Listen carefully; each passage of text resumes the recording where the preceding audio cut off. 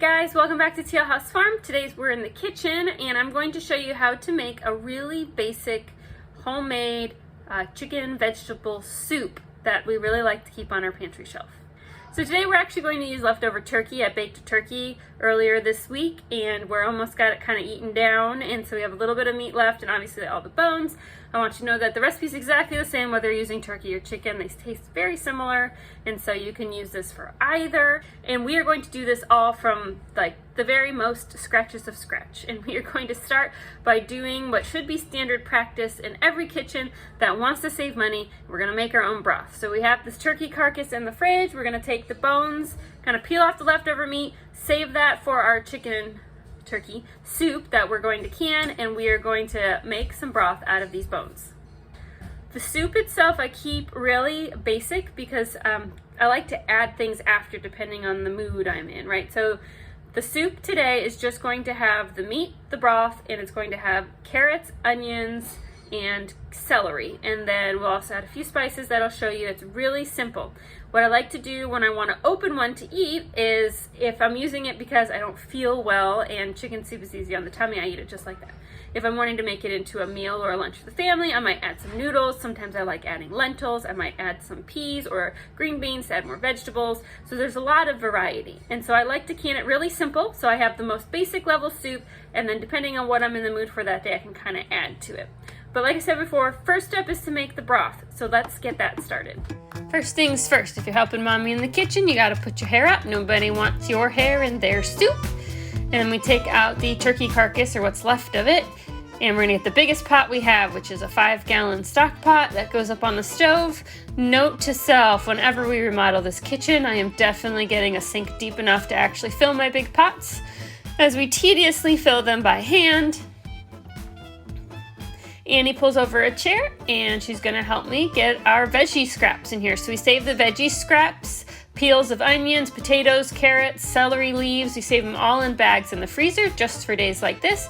She's gonna dump 2 bags worth of veggie scraps into the pot.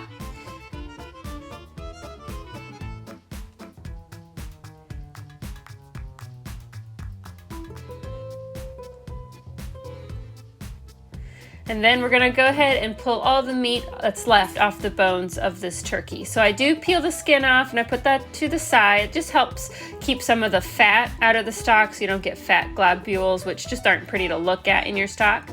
And then she takes the bones and puts them in the stock, and I salvage any meat. Obviously there's not a lot of meat on like the wings, but on these drumsticks there's a lot. Most of what I have left is dark meat because we ate the white meat for the meals that we made from this turkey. I think we made 4 meals so far from this turkey, and now we're gonna make a whole lot of soup, so it goes a long way.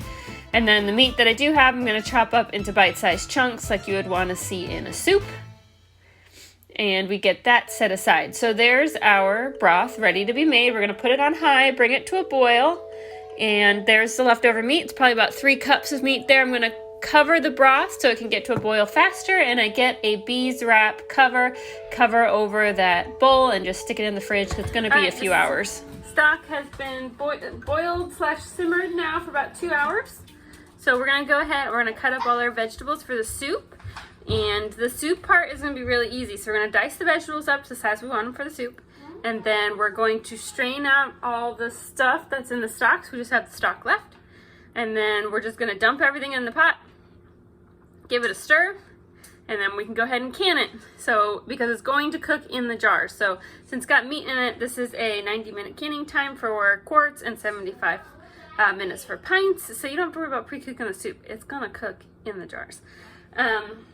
I do have the jars. They have been cleaned, and I do have the jars ready, so they've been cleaned in hot soapy water, and then I put them in the oven on 225 just to keep them warm because I want to fill warm jars, not cold jars. Filling cold jars is a risk. They could explode on you, either on you while you're filling them or in the canner, and you don't want that to happen because you're putting very hot stuff in the jars. So let's go ahead and chop some vegetables.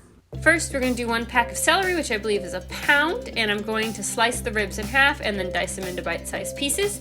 The very top of the ribs I'm going to save for lunch today, and then the leaves I'm going to put in a plastic bag to be frozen for the next time I make broth, so nothing is going to waste.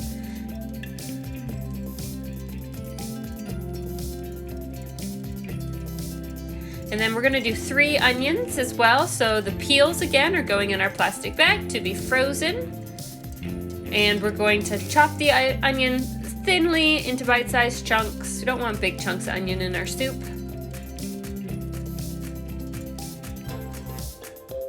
And after we do the onion, we're gonna do carrots. Again, peels in the bag.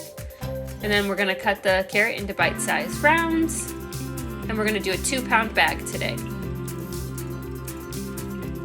Next, our broth is ready. We're gonna go ahead and pull out all of the leftover bones and peels and give it a good skimming over to make sure there isn't anything floating in there, so it's just good broth. Those peels and leftover bones will go out to the compost pile. We dump in all of our veggies and our meat that we've already chopped off. We get it all in the pot. And we're going to add 6 teaspoons of herbed chicken bouillon. You could definitely herb your own soup however you want to, but I prefer easy. Easy is best, so I'm just going to use that pre-made herb mix for chicken bouillon. All right, our jars are nice and warm. They've been cleaned and then sat in the oven on 225 to keep them warm. So we're going to go ahead and fill our warmed jars with our soup that I had brought back up to a boil. The trick here is to make sure you get the chicken or the turkey chunks off the bottom. So I do the ladle on the bottom to get turkey chunks on the bottom of the jars, and then I use the cup to scoop in the vegetables that kind of float on the top. And that gives me a nice evenly packed jar that has a little bit of everything. Wipe off the rim, add your lids, and then you're gonna also add your rings at a fingertip tightness. Be careful, those jars are super hot. And we're gonna load our canners. We're gonna need 2 canners today. Once we get a nice chimney going on our first canner, I'm gonna use my regulator. I'll link this below in a video on how to use. It makes canning 10 times easier because you don't have to stand there and stare at your gauge. It takes 75 minutes to do pints, 90 minutes to do quarts, and once they're done and slightly cooled, we pull them out of the canner.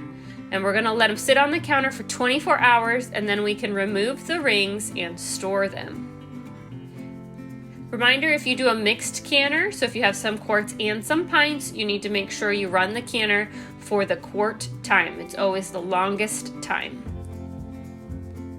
There you go, we made a lot today. It's gonna keep us nice and warm this fall and winter.